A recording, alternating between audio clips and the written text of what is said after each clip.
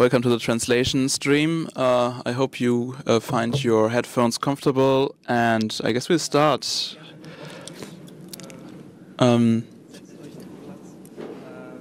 Max Hoppenstedt is getting the guests on the stage. Simon Hurtz from the Süddeutsche Zeitung. With him, he researched with these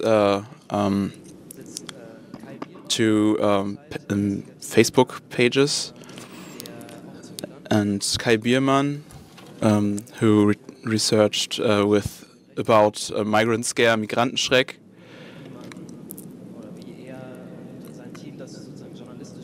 And will tell us how he went at this from a journalistic standpoint. And then there's Günther Strauss, a member of Watch Pages.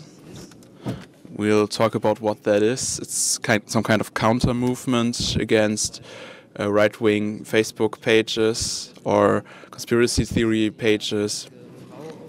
Sadly, the only woman on our panel is Karolin Schwarz, founding member of Hoaxmap, and we'll speak about how effective the stories and conspiracy theories are that Migrant Scare has distributed. I'll moderate because we are far too many. I'll talk shortly about it, how we will do this. We'll have 5 minutes with every panelist and talk about their perspectives and what they did, and then for like 20 minutes discuss. Then we'll do a cut, talk about why we do this and how effective we think this is, how the future will be. After that, we want to have questions from you. There will be enough time if something is not quite clear or you have to talk about something. Yeah. And I guess we'll start directly with Simon. Maybe you can tell us something about... Well, one thing I have to say... Sorry, the stage is built the way that some things that are on the lower end of the screen can't be quite seen this well. So it could be cool if you could read it to us a bit. It's not quite optimal, but yeah. Simon, maybe you could tell us what the Facebook page Anonymous.Kollektiv is, what was posted there, and what did you researched. Yeah, Anonymous.Kollektiv was, you have to say, influential right-wing Facebook page that went on for multiple years, but didn't really have, I think that's important, nothing to do with Anonymous, except for the name and the logo. They took the shroud of the civil rights activists of Anonymous and distributed right-wing radical hate against refugees, Islam, anti-Semite conspiracy theories, and well, was pretty obvious after 1 year, had 2 million likes, and they were really influential and were, for the most part, real likes. The real power and influence, a lot of shares. For example, one with like 2,500 likes shares, a few had thousands, and a few interactions. There were actions against normal media, comment sections were flooded. There was a real power behind this. So maybe you can tell us shortly why this page got turned off and what was the phase over to Migrant Scare, Migrantenschreck. It was a Facebook page, I said, which means it went offline in May 2016. Reasons unknown, not quite sure. It was away then, wasn't there anymore. At the beginning of 2016, Volker Beck of the Greens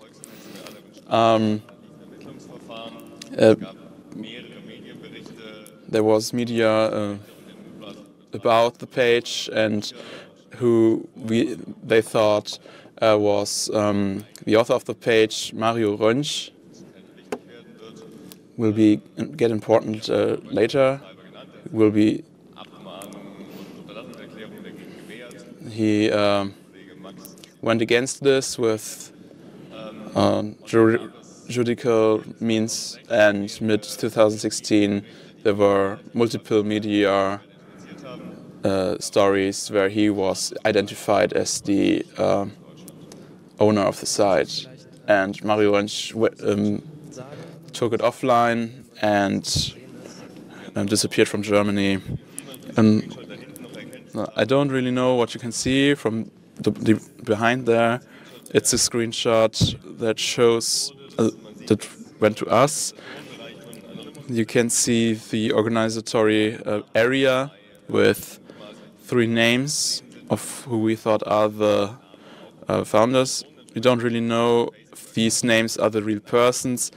There are Facebook accounts with names Mario Rönsch and Kai Homilius. He's kind of the leader of Compact GmbH, who brings out the Compact magazine, which is a German right-wing magazine. Thanks. So I'll just continue with you, Kai. When did you hear for the first time about Anonymous.Kollektiv and Migrantenschreck? So how did you start investigating this? Why did you start working on this? I can do that.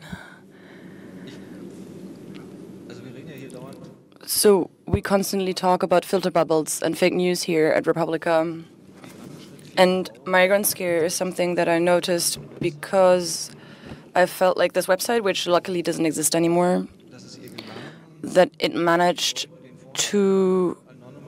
So people who got scared by Anonymous.Kollektiv before, and that Migrantenschreck managed to turn this into actions to this fear.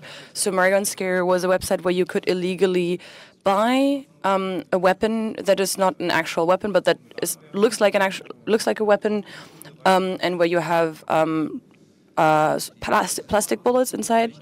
And this plastic bullet is sufficient to enter your skin, and to stay in your skin is quite big. It's not going. It might actually go through wooden boards, and they're banned in Germany. And so I noticed this website because I thought, oh, something is happening here.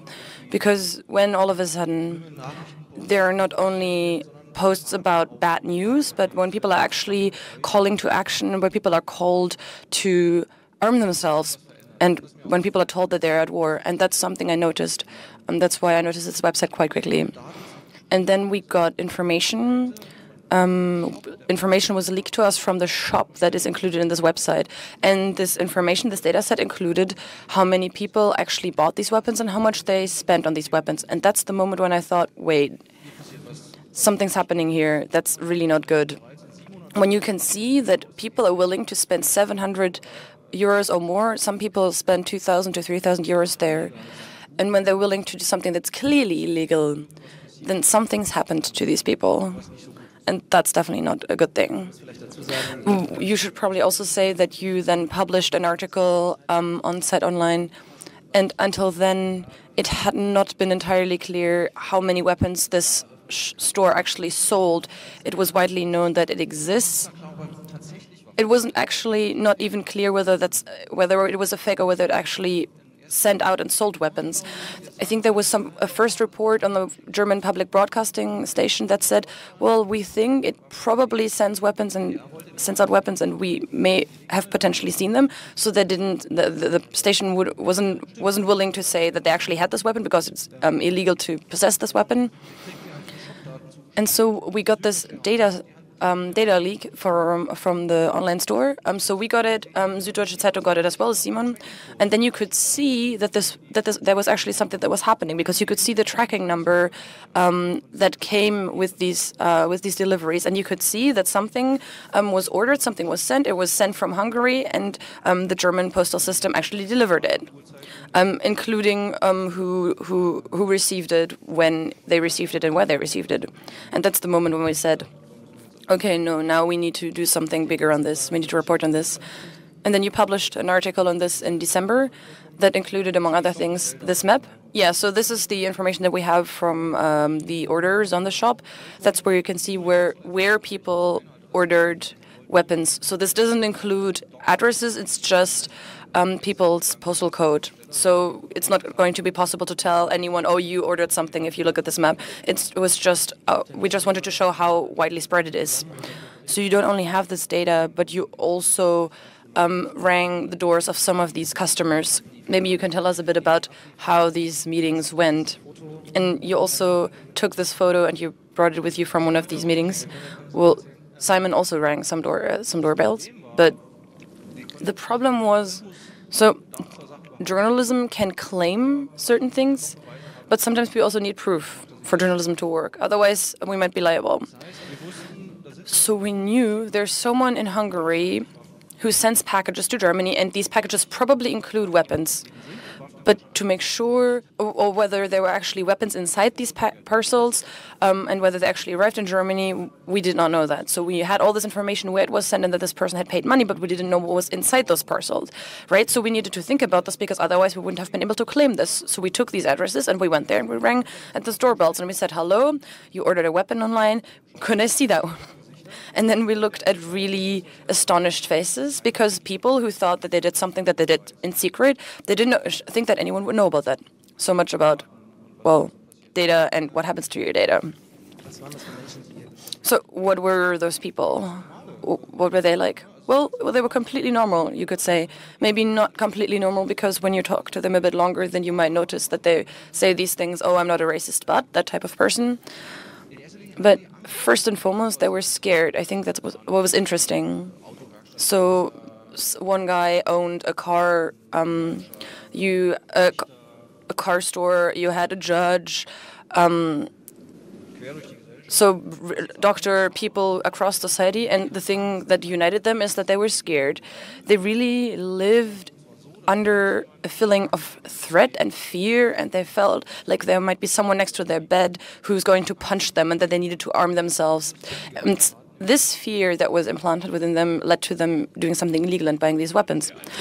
I also had a very intense experience where I talked to a mother who was raising her kid by herself, and I think she bought 2 fake weapons and 1 bow, a more medieval weapon, and who also a crossbow, and who also tried to make me believe that she really didn't think anything bad about foreigners, and that her boyfriend had been Turkish as well, and so, but all the people she knew were the good ones. But based on everything that she'd read on Facebook and online, it was obviously only a question of time, until they came to her door and rang at her door, and in that case she wanted to be prepared. And so we had a lot of these conversations where people said, oh, I don't have anything against these people, but I want to protect myself. So since we're quite a big group, I just want to continue. And I also quickly want to say that Kai, Simon, and I will be on the 3rd floor at the motherboard stall at 4 p.m.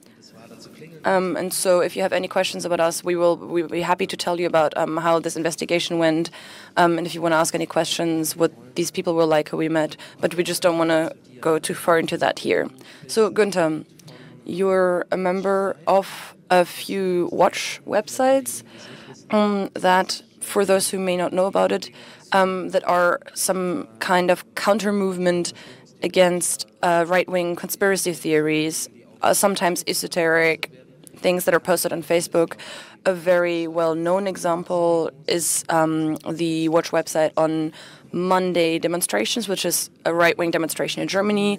There's another that looks at a right-wing radio host. Maybe you could tell us when you first heard about Anonymous.Kollektiv and how you got to the point where you decided that you couldn't just accept it, but that you had to do something against these things that were being posted, and that there needs to be some counter initiative. So I'll just go back a bit. So I went to demonstrations a lot. I was very active when we were demonstrating against ACTA. I was also in touch with Anonymous, the actual Anonymous and not Anonymous.Kollektiv, the one we were talking about, the right wing. So at the time, I was definitely interested and sympathetic towards what Anonymous was doing against Scientology, against surveillance, against all these things. I was definitely sympathetic to that. And I was also a fan of, I had actually liked the Anonymous.Kollektiv Facebook website in Germany. And during these first years, everything was fine. 2012, 2013, and then increasingly they started bashing mainstream media. Increasingly, they started ranting against politicians, especially Merkel and others who work with her. And then it went into an area where I was, well, this doesn't have anything to do with Anonymous in terms of how I understand it or how it works for me. So I started watching this website for a bit, and I realized, oh, actually, those are not the topics. So I really started doubting that was part of Anonymous, and that Anonymous was behind this website. And then in 2014, I started investigating, and then there were a few important articles written by members of Anonymous where they clearly distanced themselves from this website. For example, there's a video on YouTube where German Anonymous activists are really saying we don't have anything to do with this website. And there's an article where at the time there was a very neat breakdown of everything that had happened at the time. And this article, something that I found out later, was written by people who were initially administrators of this website, and who, according to their own statements, were pushed out from these websites. So what exactly are you doing if you're a member of this watch website? What do you do? So it's exactly this, right? So we look at a certain topic. There are different ones that look at radio hosts at these demonstrations, at the AfD, the neo-right-wing party. All of these groupings have watch websites that are keeping an eye on them. So basically, you look at these websites and you try to tell people, you try to make people understand that these websites are not what they claim to be. So we try to make it very clear, this is where these people are lying, this is wrong, this is wrong, this is wrong. This person is probably behind it, and this is what they're trying to achieve. So how do you see yourselves?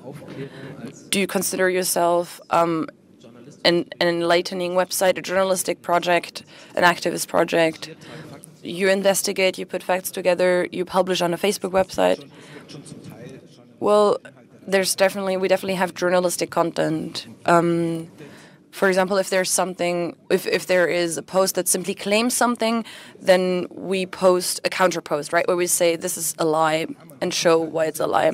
Because otherwise, if you look at all these lies and everything that's behind this website, all of these things that are blinding people, right? Because there are people who, when they come home from work, they simply don't have the time to do all this research, and they simply like this website and then see these posts. And where if you're a member of a watch website, then you know right away, oh, this is bullshit. And then you try to pass on that knowledge, and you try to make these people understand that they can't believe what these websites say. How so successful are you? How many people are following? Well, that's a lot of numbers. Sadly, these pages with the bullshit on it are like 10 to 20 times as big as the watch pages, who are trying to uncover this. Well, I can say that these watch pages are really important for us as journalists. They are really helpful sources.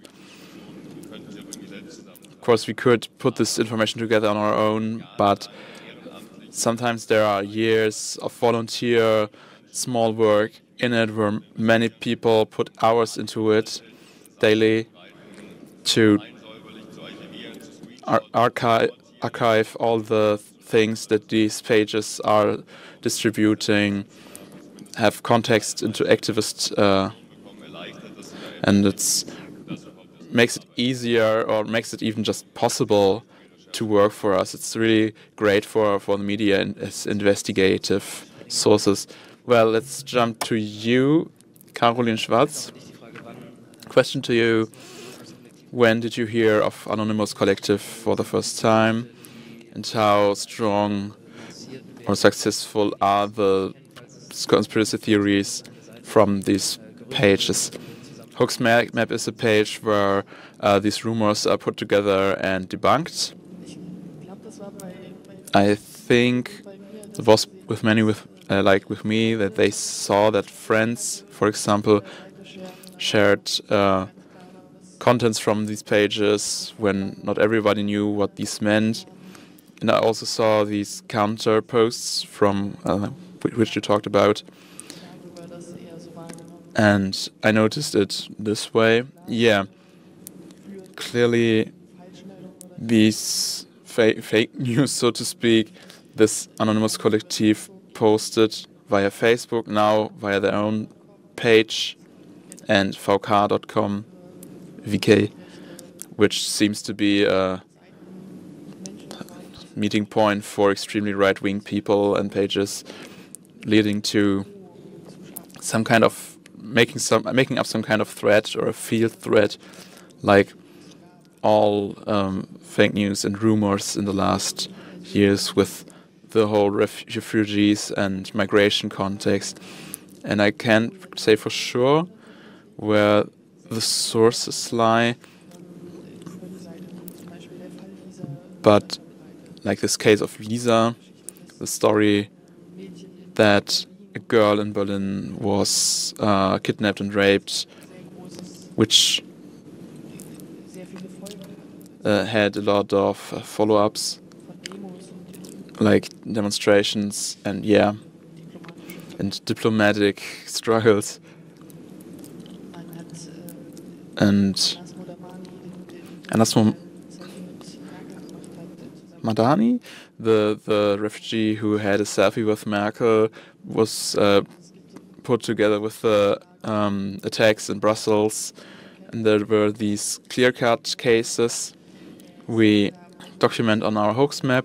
There are these meta-level conspiracy theories that are a lot less tangible. This refugee wave is supposed to be controlled by the US, and Merkel wants to build a new GDR regime. And the concrete threat is important for the people to suggest the threat is right around the corner. And also this bigger level on the political side. Can you tell us how successful the work of the hoax map is? Are there rumors where you could catch this? Are there counter examples? Are you able to catch this, and with whom? I could talk 5 minutes about this as well. In the end, hoax map is not as fast. We don't try to put in everything every day, partly because we don't want to share these rumors as well, distribute them as well. The police is working pretty well in the last recent times. What we want to do is look at the data we have, how it's and have some kind of lexicon where you can look into to look what kind of narrative is happening, like the famous closing of supermarkets because migrants refugees are stealing or something.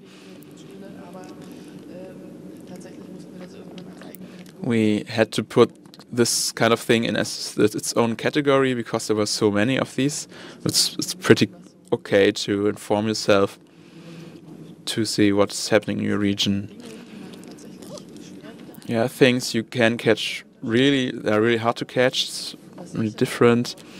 What I see is that many hoax news are distributed via ads that southern people, non-Germans, behave in a way, and we see it's wrong from whatever motive. And a lot of the time local media take these things as like press statements, and they don't update this article when new stuff happens, and this article can be shared again and again and be used as a statement of truth. This happens a lot. And I would like to open up the round here on stage, and in 10 minutes for you in the audience as well for questions. Maybe we do a cut and the pages are gone now. Anonymous.Kollektiv exists in a part of a website and in Kontakte page. They're not as successful as a Facebook page, not as reaching quite as far. Migrant Scare isn't on the net anymore. There are no weapons distributed anymore. Where there's a consensus on the stage is that we want to inform about what right-wing propaganda and things going above propaganda with Migrant Scare. We are clear about, you said it, Caro, when do you talk about it? When is this topic big enough to talk about it? Before that, I would like to have a step in between. Well, I call it propaganda. It's not fake news. I think it's a stupid word. You can do something against it, and there are examples of that. And I think nobody is helpless against it. We can do stuff and help this and read the pages who do that. Support them is really important, and we can do things. It's not like we are helpless. And I say we can do stuff. It's maybe a bit hard, but it can be done. Yeah, sure. What I wanted to ask is why, in this case, did you talk about it? Because the Süddeutsche didn't talk about Anonymous.Kollektiv at once, but a bit later. And why were these pages so important for you? And which cases there were not this case? Well, like you say, it's a question of judgment. It's a judgment call. Every article that you write about a website like Migrant Scare is also obviously free advertisement for a website that sells weapons and that is happy about any attention that it gets from anywhere, even if it's left-wing websites or not right-wing websites are disgusted by it. Then as long as this is going around and as long as we are writing about it in these established media, then of course there's going to be right-wing people who look at it and say, oh, interesting, I'll order something. So we take ourselves back a bit. So we definitely don't want to be the first ones to write about it, but rather look at it, try to figure out how big it really is, which consequences this phenomenon has. Ideally, we'd like to figure out who's behind it, and only then, once we've really done all this research, we will actually write it. It's really important not to just go in there and with these topics where you might just be providing free advertisement for these websites. So, Günther, how successful do you think, because you're looking at this quite closely on these Kontakte websites, so how successful do you think this work in terms of debunking and of disproving these things that are on these websites is? How much of this is really getting towards those people and reaching the people who are potentially receptive? Do you mean articles published by the mainstream fake media? Well, I thought it was really important that these topics really reached a broad audience, because before all of it was kind of within Facebook. It was happening in a few Facebook groups, Facebook pages, and you really had the feeling that you weren't reaching a sufficient number of people. So I think it's really important that these really big things happened. It was very important for getting rid of this migrant scare website. And similarly for your website, that these topics were reported on in the first place, because how else are you going to reach normal people, really, right? People who come home from work maybe need some entertainment. These people don't sit down and look at these posts and wonder whether it's true, but they see that and they're like, oh, wow, these terrible people, and they put an angry react, right? So it's really important these people that it's disproven and these people understand that this website is spreading hate and lies. So for us, it was great that these big media were reporting on this. I think we probably all have some broad agreement here and that it was necessary and important, but also from a journalistic standpoint necessary, but also necessary in terms of the public interest to ring the doorbells of these people who'd bought weapons with migrant scare. But there's often a really big debate about at which point you should start talking to people, at which point you should start providing a platform for right-wing websites. So a few weeks ago, Dunja Hayali, who's a German TV celebrity who has her own talk show, spoke to a right-wing newspaper. So how far do you think that's necessary or justified? So I thought the justification was a bit strange, where she was saying that she went there out of journalistic interest. I think if you're being interviewed, then you're not going there as a journalist. You have very little influence over how the conversation goes in terms of content. I think it's a bit difficult to do that. I think there are some things where you need to do that to show maybe what's behind these things. But in this case, I think it was a PR stunt, to be very honest. Full stop. Well, that's a statement.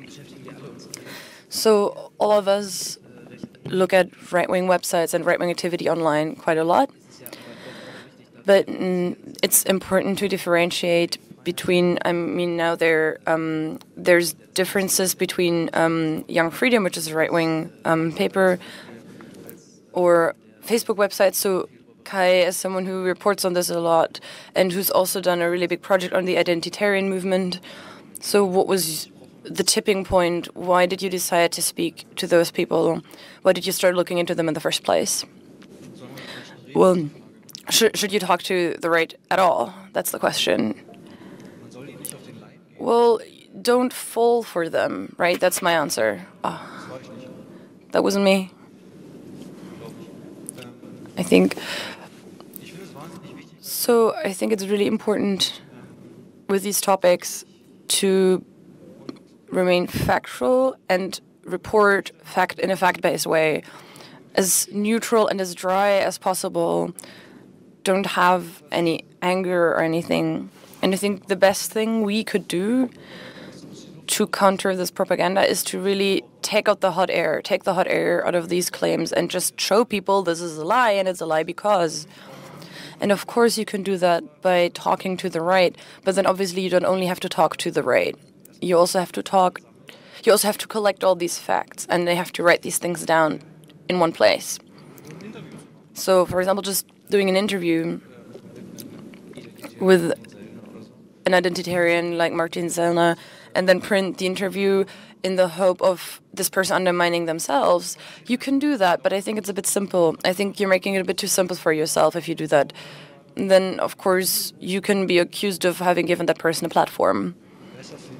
And I think it's better if you start collecting facts, and then you can write down, well, the identitarians are not simply like this group that doesn't do anything, but that it's quite substantial, and that large parts of this group are recruited from real Nazis that are already Nazis in the third generation. There are Nazi families who play a really important role within this identitarian movement. So the same ideology is behind it, right? Even if they have nice banners and posters, then there's some ideology behind it. And if you collect a sufficient number of facts, then you can prove that this ideology is behind it. So you shouldn't simply write, oh, they exist and we wrote about them.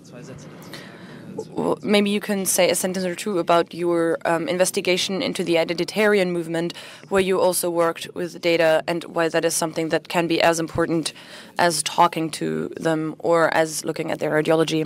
Well, again, we're getting at this point where as to why it's so difficult to do something against propaganda, right?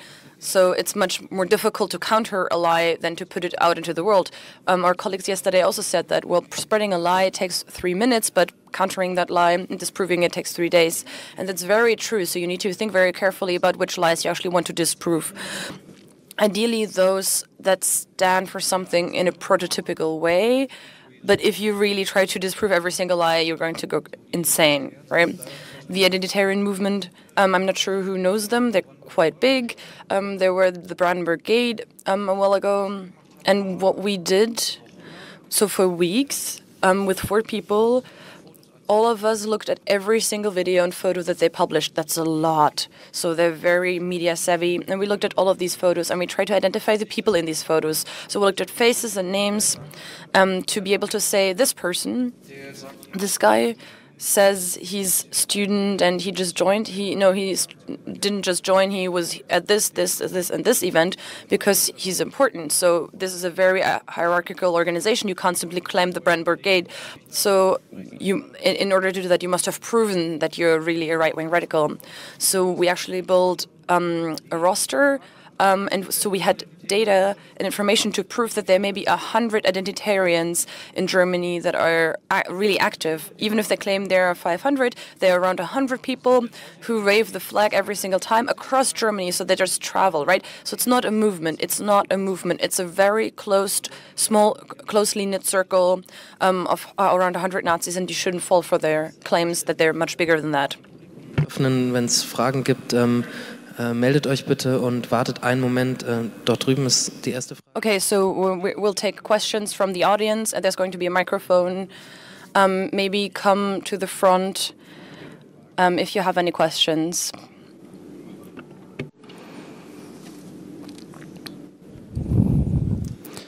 Hallo, ich bin Jörg Biermann. Meine Fragen sind erstens the lists.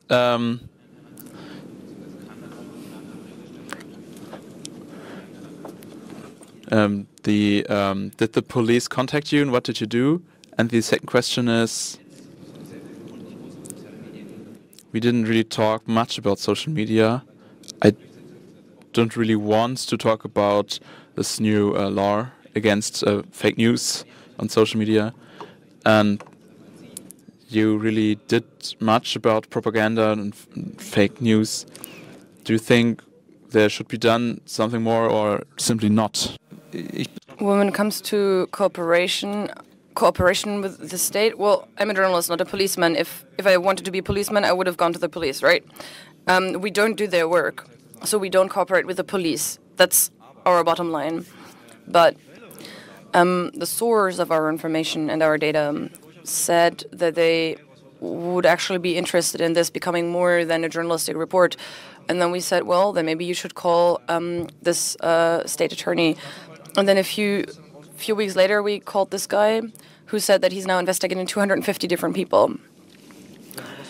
If something like that happens, of course, I don't have anything against that. But I personally would never pass on any information like that. I think in that particular case, something very similar went down with us. And I think we can also support that in the same way. So if we receive information, we're not going to pass it on ourselves, but we're also not going to prevent others from passing them on. The second part of the question? Yeah, so I personally, if you look at social media, they're important in the sense that it's used for pushing things to the top. And at that point, the truth of something that is being spread doesn't matter, right? Something is going to be spread regardless of whether it's true or not, if it's interesting and if it's kind of pushed to the top and made extreme. So I'm obviously also critical of this law that was recently proposed in Germany against fake news. I think it's pushing the discussion and the debate into the wrong direction. I thought it was a bit strange that the Ministry of Justice said when they were interviewed by by a German medium that there were no fake news that were actually liable, because that's not true. There are definitely two judgments about Facebook hoaxes that were persecuted under existing laws, for example, when it comes to hate speech, right? So just for that, I think much more basically, it's also something where the people who were putting the onus on the platform is something that you should be doing. And first of all, the user should be responsible, and that these people should be persecuted if there are relevant laws. And I think we also need to talk to the police and judges, and we need to start walking towards them and create a very basic understanding that they need for actually understanding the internet to do these things. So anyone who's ever tried to talk to the police about someone who did something online, those people will have encountered complete lack of understanding and will know how difficult that is. Thank you very much. I think there's another question over there. Just another note: we are really happy about any questions. So if you make a presentation that's really difficult, but just ask a concrete question. Hi. I wanted to ask about the connection between Rönsch, Elsässer, and a third person. What do you know? Where is Mario Rönsch? What do you know? What's investigated? Okay, also the connections are a bit difficult. It's difficult to answer that on stage. I think the status quo, or state of things as we know it right now, is the screenshot that we showed. There's a Facebook user called Kai Humilius, who is an admin of the Anonymous.Kollektiv group. That's definitely something we can say. And without being liable under libel laws or anything, maybe you know more. Yeah, I think a bit more specifically, you can say there are definitely connections between Kai Humilius and Mario Rönsch. These two met with each other. There are definitely connections between Jürgen Elsässer and Mario Rönsch as well. There are photos that show the two together. Of course, we don't know when these photos were taken, and they were published as part of a propaganda war between Compact magazine and Anonymous.ru website. So we're not entirely sure how much truth is to these photos, but there are indications that there are connections. But we can't be completely certain. And where Mario Rönsch is, well, there was a time where he was in Budapest and was quite open about that, where Migrantenschreck clearly said that that's where he lived. And so there are assumptions that that's probably still the case, but we can't prove that right now, right? So the state and people who are investigating him haven't found any proof so far either yet. So yeah, I think two more things. There were, and I think that's something that you can definitely say, that seems to be true. There was some kind of fallout between Mario Rönsch and the Compact website, so Kai Humilius and Jürgen Elsässer, that was happening quite publicly on Anonymous.ru and the Compact magazine website, where monthly or weekly they're constantly accused each other of things, published email exchanges, and we believe, or yeah, both of us believe that this fallout wasn't just a masquerade or charade. We think it's probably true. It was probably real, but there was definitely cooperation before that, and they definitely helped each other and made each other big. And when it comes to where Mario Rönsch is right now, well, yeah, Budapest, there are a lot of indications that he's still there. It would probably not be very smart for him to be in Germany right now, because he knows that state agencies and police are looking for him. Well, since there's no question, I'll ask one.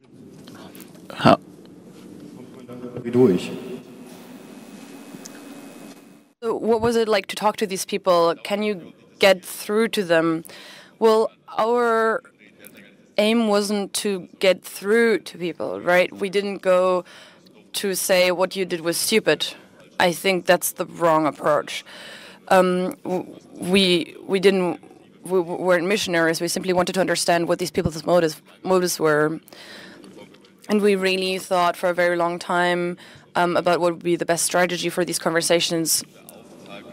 in terms of should we talk for half an hour to try to get some understanding from these people, and then maybe ask after half an hour, oh, have you heard of migrant scare?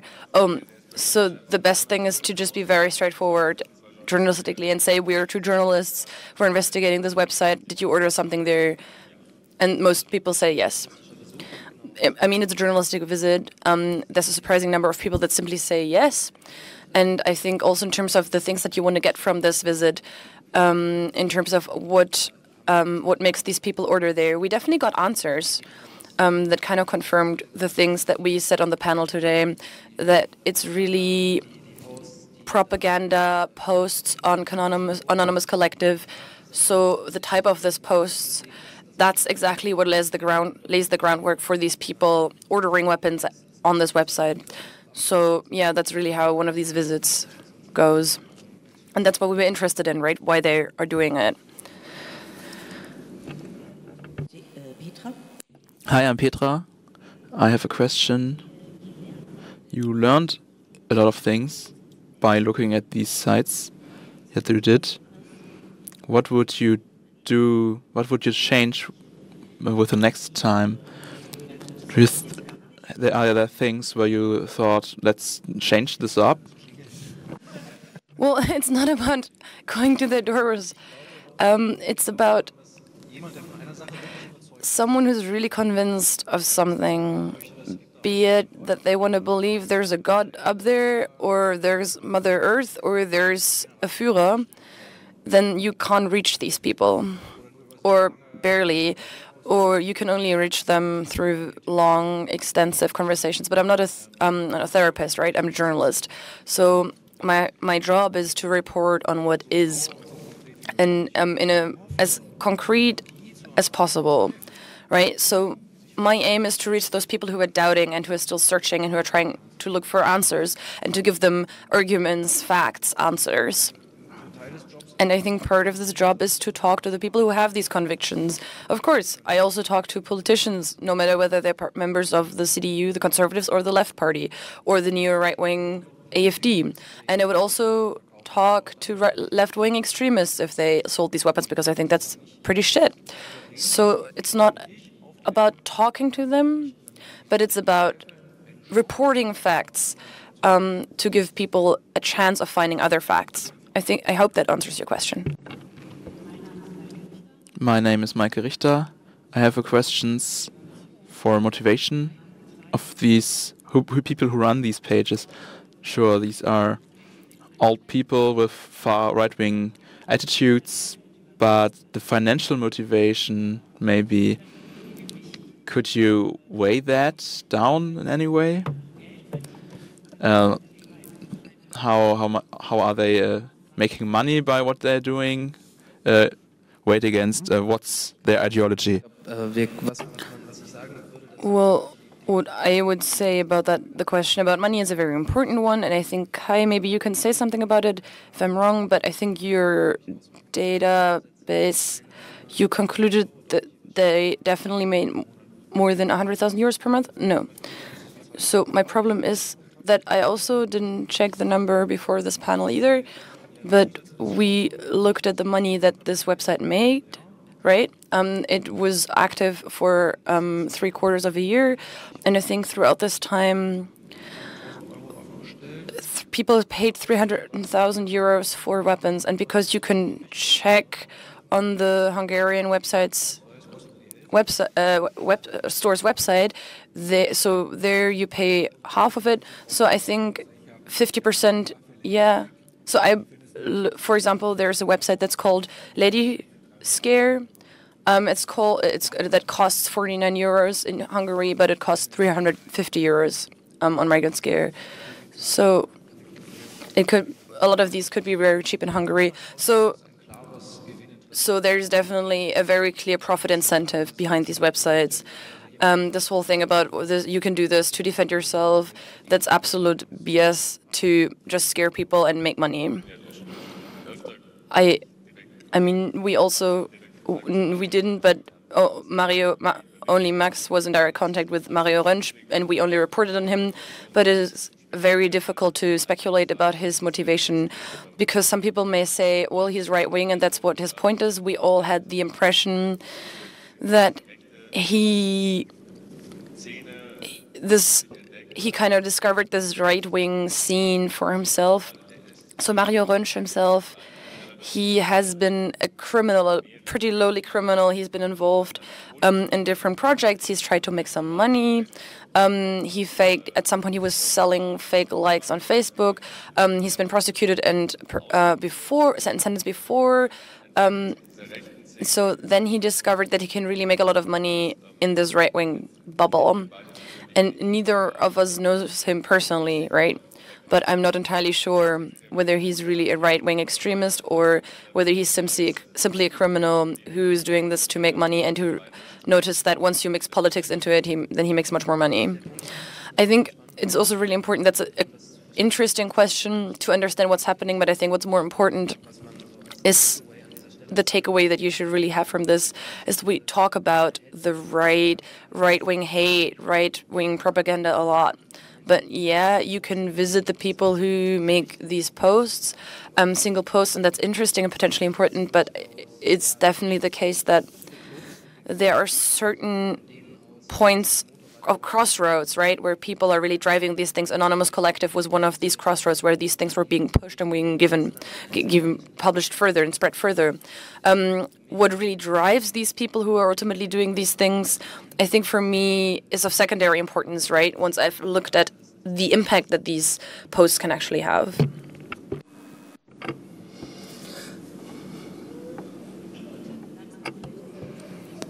Hi, I'm from the EU Commission, and I have a question. Thanks for your engagement, for your activism, what you're doing every day. A question for Karolin Schwarz. You had to disprove hoaxes all the time, and I'm impressed.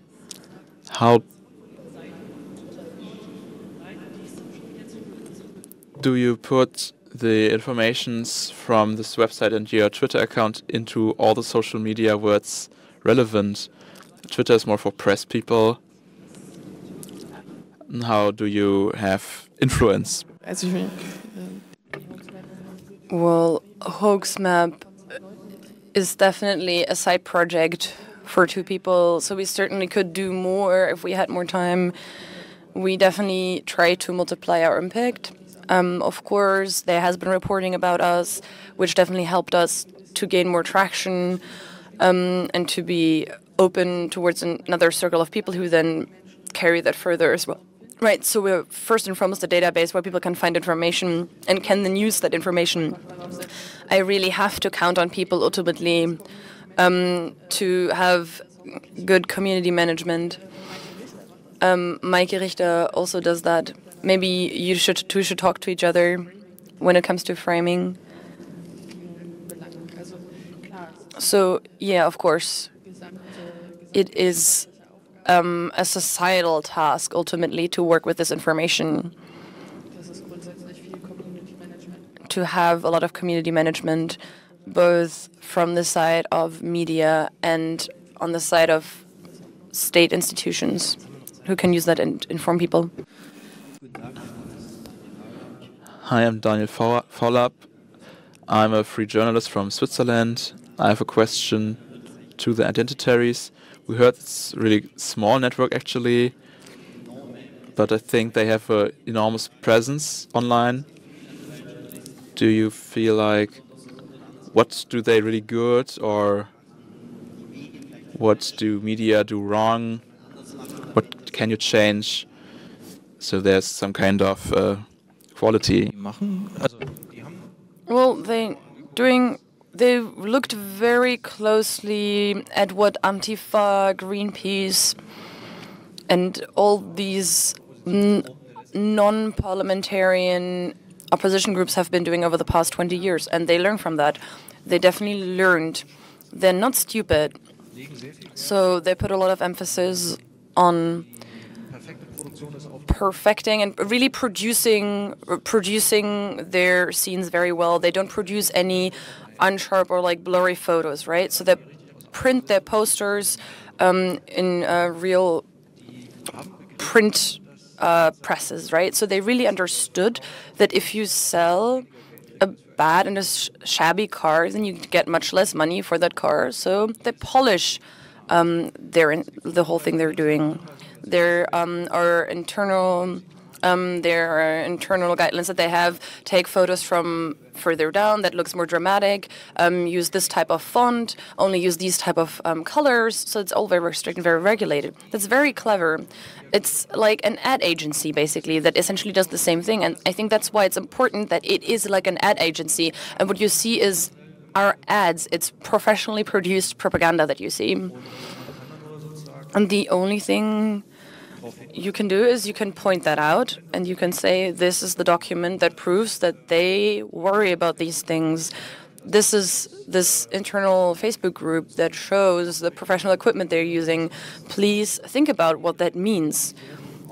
If they polish their ideology that much, there's definitely an intention behind that. They want to reach as many people as possible, and they definitely do that, unfortunately, using YouTube, Instagram. They have all these hipster symbols. They've adopted all these hipster symbols because they know that that's something that's popular right now. The only thing we can do is point that out, right? We can ask people not to fall for it. So whenever we did these stories, we said we're not going to use their photos. Whenever we publish a photo about the identitarians, we don't use their photos. We don't use these photos of how they climbed the Brandenburg Gate. That's a bit difficult sometimes because, of course, those are the symbols that are being photographed. That's why they do that, right? They only do these things so people take photos. If you look at identitarian actions, right, the only things they do is they climb a balcony at the Green Party's party central on a Sunday. There's nobody around. They know that nobody's going to interfere. They film the whole thing and they post it online and they say, oh, look at what we did. If you look at it in reality, it looks completely ridiculous. There are 5 people on a balcony and are shouting slogans into an empty street. But it works online because you can only see from further down how these people are shouting these slogans from further up. But pointing that out and destroying that illusion, that's important. Letzte Frage. Last question. Laura Hespers is my name. I'm a free journalist as well. This gender question, I'm sorry. Often when you hear or read about it, right-wing people are all men. In what way are women involved in it? What do women do in this kind of context? I think they exist, they're just not as visible. Well, I know this when it comes to identitarians, so they really put a lot of emphasis on showing women. They have like nice ponytails and they're wearing skirts and slightly red faces. They don't really play a role within that organization. It's very hierarchical, very male. They show women because they know exactly, because someone comes and asks, well, it's important to show women, but they don't have anything to say. So the people who make decisions are men. Because I think if you just talk about the boys and not the women who get instrumentalized in this, used in this, people think the right-wing people are the boys and not the passive women who don't get taken in with it. I think we have to make this clear. In my reception, this doesn't happen enough, that this right-wing man and the woman who's just passively taking part, and that's the responsibility. I'm not a victim. I'm passive. That's it's a decision. Absolutely. Absolutely. Yeah, there definitely was some reporting on these Instagram channels run by some identitarian women, which really used this imagery. Oh, we're reading languages, we're doing our hair, we're sitting in the forest in our dresses. So they definitely play an important role, I think. There may be 2 or 3 women who have Instagram channels that have an incredible reach. When it comes to Anonymous.Kollektiv, I don't know about a single woman. For Hoaxmap, it really varies a lot. So they tend to not play a role where it's very organized, but women definitely spread these rumors as well. There are a number of books and movies by Andrea Röttger about and others about women in the right-wing Nazi scene. Well, they're very hierarchical and very male-dominated organizations. So I'm afraid we need to stop here. Just another note. Simon Hurtz, Kai, and I will be at the Motherboard stall at 4 p.m. on the 3rd floor, and we'll have a workshop about our investigation. If you have any other questions, feel free to come. I think we'll stay here for a bit longer as well, so we're very happy to talk to you if you have any questions. Thanks for all the questions. Goodbye.